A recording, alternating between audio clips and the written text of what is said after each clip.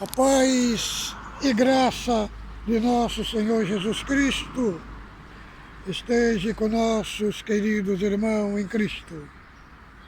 Mais uma vez estamos aqui para gravar mais um vídeo,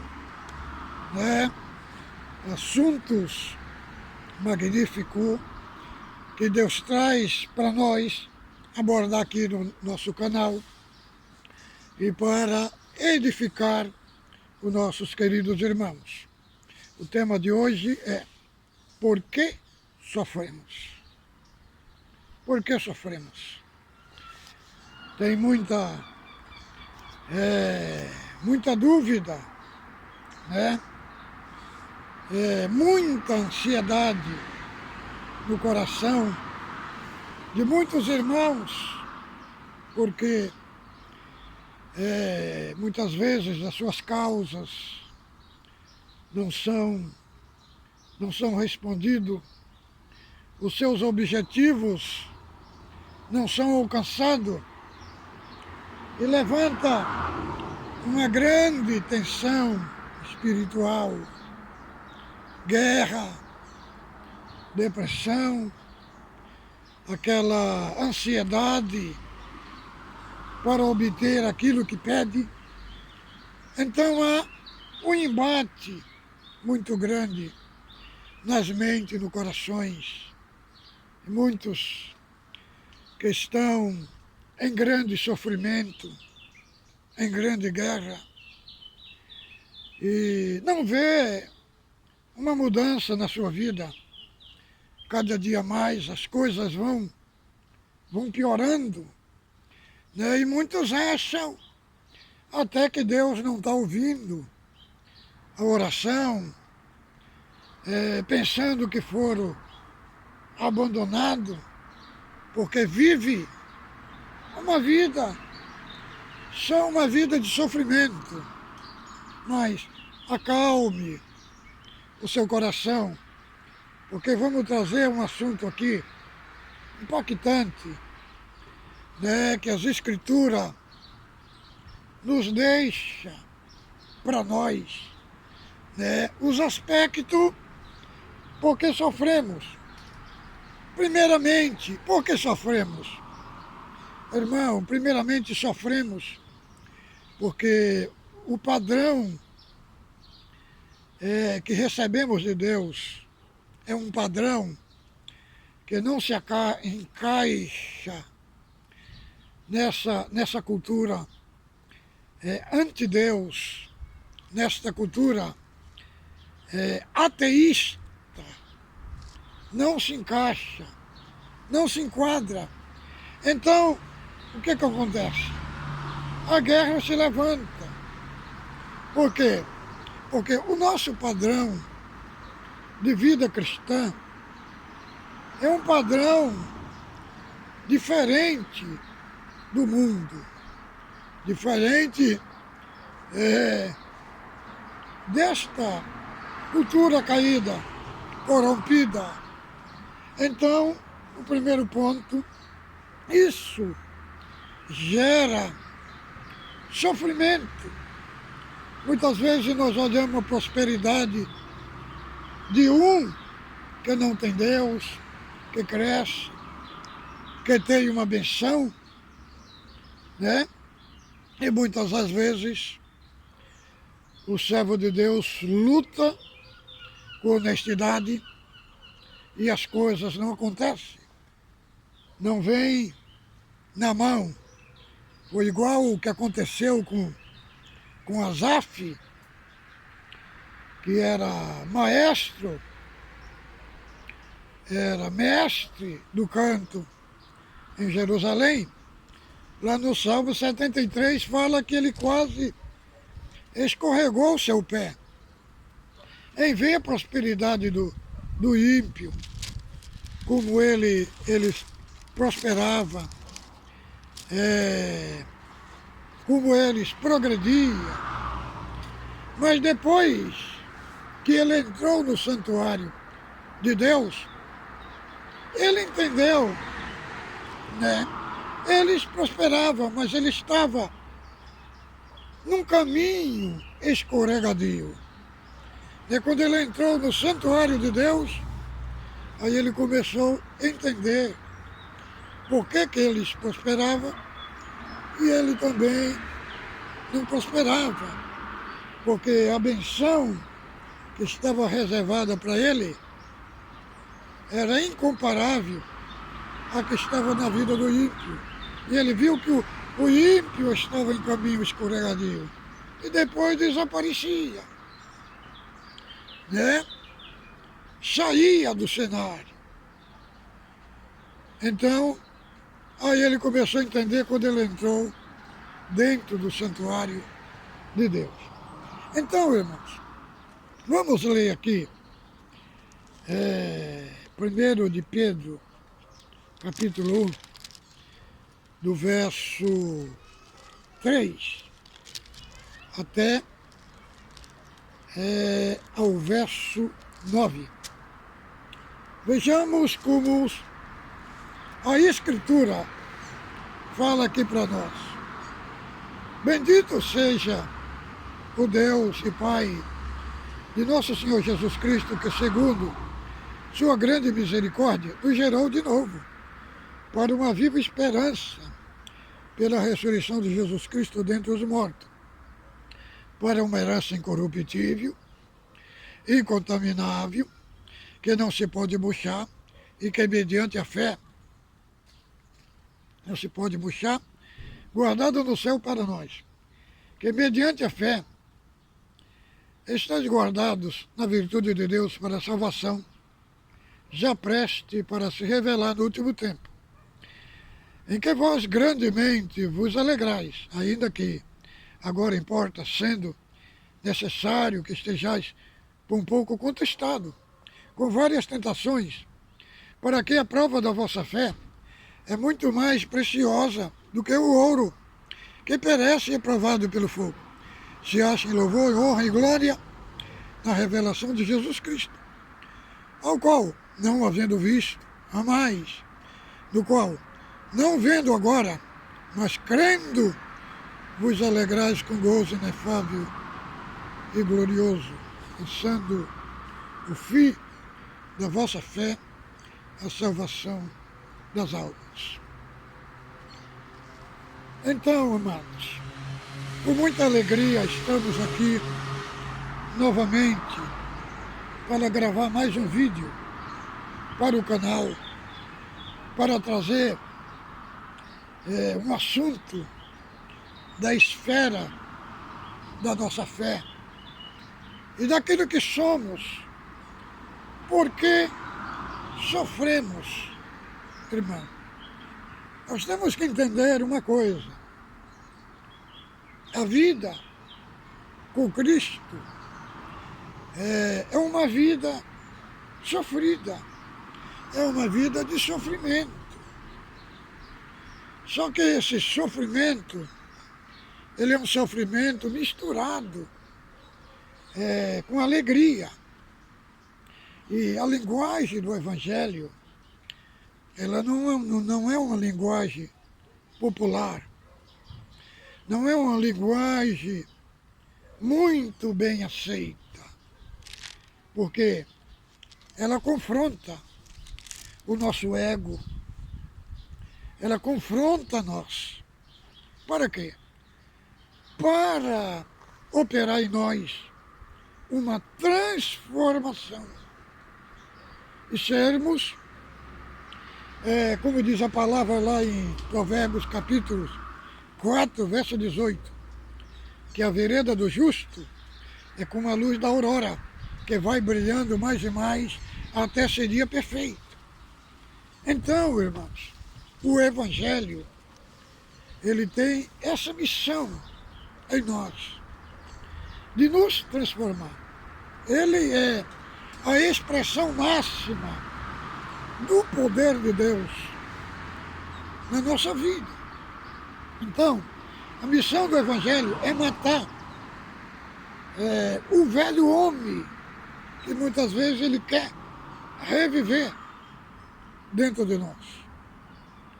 Então, irmãos, Cristo Ele não obrigava ninguém a seguir a ele.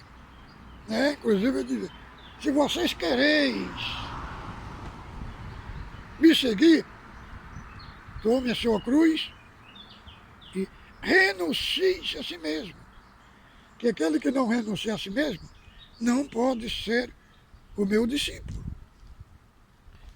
Então, irmãos, o Evangelho, a nosso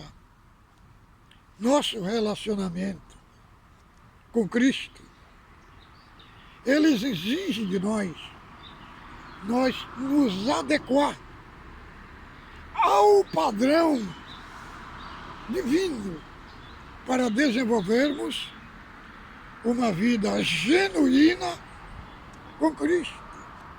E o sofrimento é uma das marcas dos seguidores de Cristo.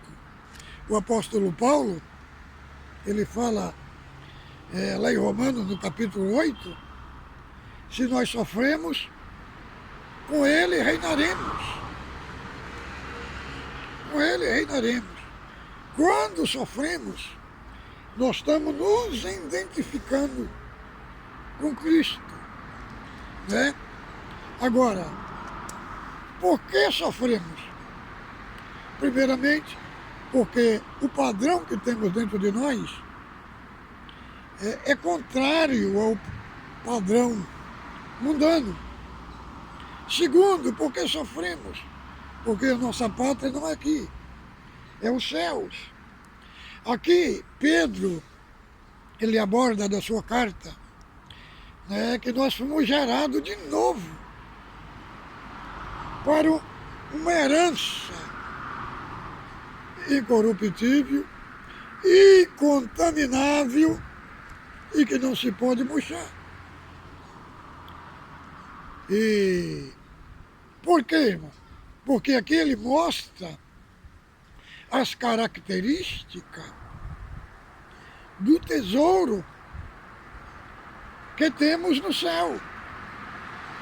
Ele é incorruptível, ele é incontaminável, ele não pode ser tocado, mas ele está guardado do céu para nós, que mediante a fé estáis guardados debaixo da virtude de Deus para a salvação presta para se revelar.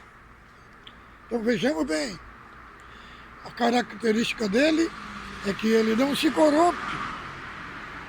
Segundo,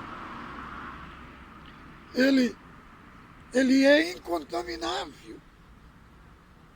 E terceiro, irmão, ele foi guardado no céu para nós. Entendeu? Agora, por que sofremos? Porque Deus usa o sofrimento como um instrumento para nos purificar, para nos limpar, para nos colocar dentro da forma do Pai das Luzes. Aí ele usa aqui uma figura de linguagem do ouro, né? O ouro, que nós somos provados como ouro. O ouro é colocado no fogo para tirar as suas escórias e para aparecer a qualificação desse material nobre que é o ouro.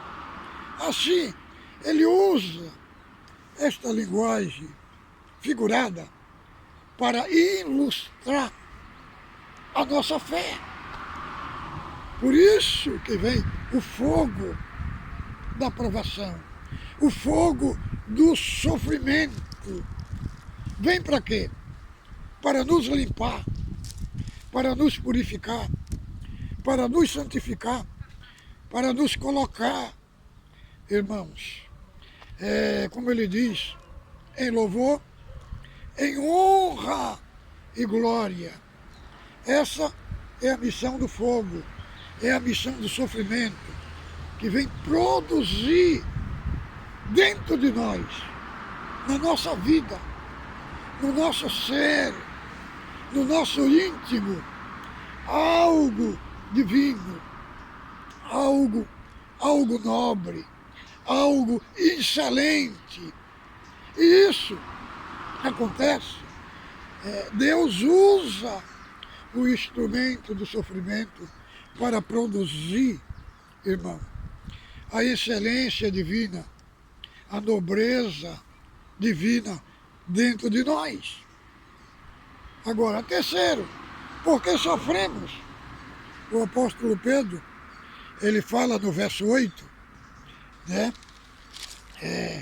No verso 8 que a qual, não havendo visto, jamais, na qual não o vendo agora, mas crendo, vos alegrais com gozo inefável. Isso daqui é a parte mais impactante. Aqui fala de um gozo, fala de uma alegria indizível. É aquilo que nós não damos conta de pronunciar. É aquilo que nós não temos explicação em palavra. É esta alegria indizível. E aonde que ela aparece, irmão? Ela aparece no sofrimento. É através do sofrimento, irmão, através do sofrimento, que esta alegria indizível é gerada dentro de nós. É uma alegria além daquela que sentimos no culto, né? Que é uma alegria emocional, sentimental. Sentimos ali, quando saímos dali, muitas vezes não estamos sentindo mais. Esta alegria aqui, ela não é uma alegria como sentimento, nem como emoção. Ela é uma alegria da obra da salvação. É uma alegria como fruto do Espírito. Então, é essa alegria que nos mantém em harmonia com Deus, em harmonia com a graça, em harmonia com Cristo, com o Espírito Santo. É uma alegria constante. É a mesma alegria que Paulo falou lá em Filipenses, no capítulo 4, que ele disse: alegrai-vos, outra vez vos digo, alegrai-vos.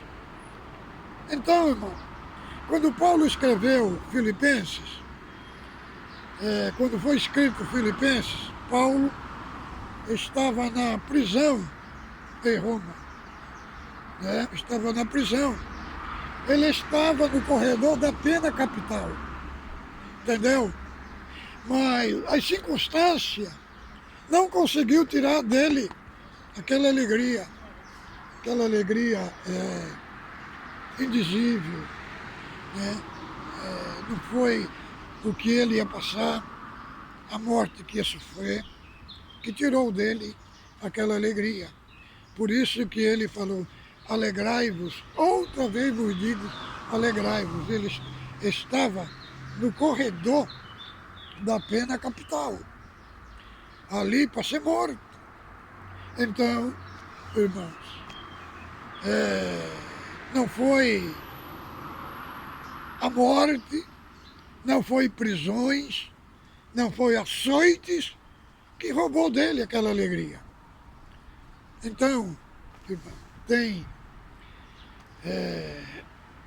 tipo de sofrimentos também que só o crente que sofre. Paulo, escrevendo aos Filipenses, no capítulo 1, do verso 29, ele diz que foi dado com relação a Cristo, não somente crer nele, mas também padecer por ele. Então, tem sofrimento que são especial, somente o crente que sofre. Agora, o apóstolo Paulo, em 2 Coríntios, capítulo 11, do verso 23, aqui, ele fala que ele foi chamado de falsos apóstolos, né? E para ele responder aqueles ataques, ele não usou de dons sobrenaturais, ele não usou de milagres,